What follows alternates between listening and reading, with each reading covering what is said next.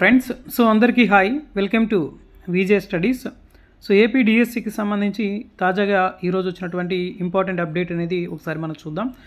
DSC రిక్రూట్మెంట్కి సంబంధించి ఉమ్మడి జిల్లాలకు కలిపి ఒకే రోజు డిఎస్సి నార్మలైజేషన్ లేకుండా ఆన్లైన్లో పరీక్షలు. మరి తాజాగా సిలబస్ అనేది కూడా విడుదల చేయడం జరిగింది. మరి ఎస్జిటి వాళ్ళకి ఎక్కడా కూడా సిలబస్లో ఎటువంటి మార్పులు లేవు కాబట్టి ఎవరు కూడా ఆందోళన చెందాల్సిన అవసరం లేదు. అండ్ స్కూల్ అసిస్టెంట్ ప్రిపేర్ అయ్యేటటువంటి వాళ్ళు ఖచ్చితంగా 10th క్లాస్ సంబంధించి కొత్త బుక్స్లో ఉండేటటువంటి అంశాలపైన ఖచ్చితంగా చదవాల్సి ఉంటుంది.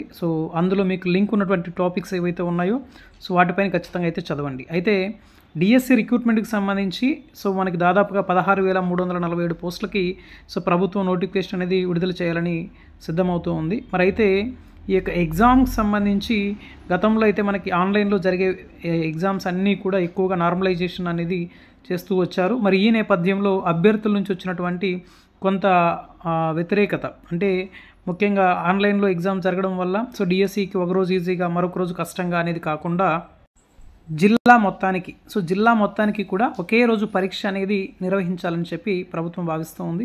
మరి డిఎస్సిని ఆన్లైన్లో నిర్వహిస్తున్నందున అనేక విడతలుగా చేపట్టాల్సి వస్తుంది.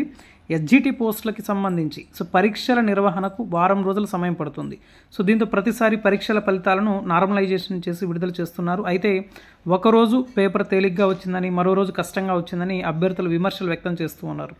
ఈ నేపథ్యంలో 2-3 జిల్లాలకు కలిపి ఒకే రోజు పరీక్ష నిర్వహిస్తే ఎలా ఉంటుందనే దానిపైన అధికారులు కసరత్తు చేస్తున్నారు. మరి ఒక జిల్లాలో దరఖాస్తు చేసిన వారందరికీ కూడా ఒకే రోజు నిర్వహిస్తే ఇబ్బందులు ఉండవని భావిస్తూ ఉన్నారు. మరి ఈ విధానంలో 2-3 రోజుల్లో అన్ని జిల్లాల్లోనూ పూర్తిగా పరీక్షలు నిర్వహించే వీలుంటుందని ఆలోచిస్తూ ఉన్నారు. మరి ఇటీవల తెలంగాణలో ఇదే విధానాన్ని అమలు చేశారు.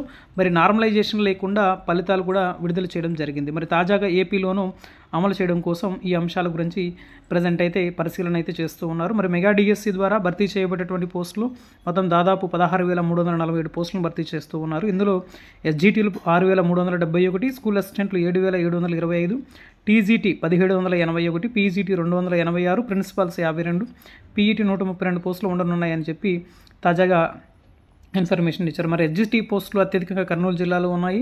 మరి ప్రభుత్వ పాఠశాలలో ప్రాథమిక స్థాయిలో విద్యార్థుల సంఖ్య అనుగుణంగా ప్రత్యేకించి ఇప్పుడు విద్యా విధానాలకు సంబంధించి పూర్తి స్థాయిలో రాబోయేటటువంటి అకాడమిక్ ఇయర్లో పూర్తిగా ఉపాధ్యాయులను నియమించాలని ప్రభుత్వం భావిస్తుంది. కాబట్టి ఈ నోటిఫికేషన్ సంబంధించి చాలా జాగ్రత్తగానే ముందుకెళ్తూ ఉన్నారు. అయితే ఎగ్జామ్ అనేది ఆన్లైన్లోనే జరుగుతుంది. బట్ ఒక జిల్లాకి ఉమ్మడి జిల్లాలకి ఒకే రోజున ఎగ్జామ్ అయితే నిర్వహించడానికి ప్రభుత్వం అన్ని విధాలు కూడా ప్లాన్ చేస్తూ ముందుకెళ్తున్నారు. కాబట్టి అభ్యర్థులందరూ కూడా దాన్ని దృష్టిలో పెట్టుకోండి.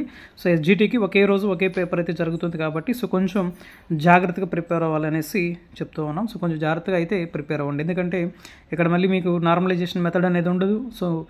సెషన్స్ కూడా ఎక్కువ ఉండవు. ఎస్జిటికి కంప్లీట్గా ఒకే రోజు ఆ జిల్లాలో ఉమ్మడి జిల్లా పరిధిలో అందరికీ కామన్గా ఒకే రోజు జరుగుతుంది. అంటే పాత జిల్లాల ప్రాతిపదికనే డిఎస్సి అనేది జరుగుతుంది కాబట్టి పాత జిల్లాల్లో కేవలం 13 జిల్లాలే ఉన్నాయి కాబట్టి అక్కడ ఒక్కొక్క జిల్లాకి ఒకే రోజు ఏ జిల్లా వాళ్ళకి ఆ జిల్లా పరిధిలోనే ఆన్లైన్లో ఎగ్జామ్ అనేది కండక్ట్ చేస్తారు. ఇది మనకి ప్రజెంట్ ఉండేటటువంటి తాజా అప్డేట్. వీడియో నచ్చిన వాళ్ళు లైక్ చేయండి. కొత్తగా మన ఛానల్ చూస్తే సబ్స్క్రైబ్ చేసుకోండి. అండ్ అదేవిధంగా డైలీ కరెంట్ అఫైర్స్ అండ్ జీకేకి సంబంధించినటువంటి GK coding classes and current affairs సంబంధించి most important and expected concepts పైన ప్రత్యేకంగా క్లాసెస్ అయితే మనం యాప్లో అప్లోడ్ చేయడం జరుగుతూ ఉంది.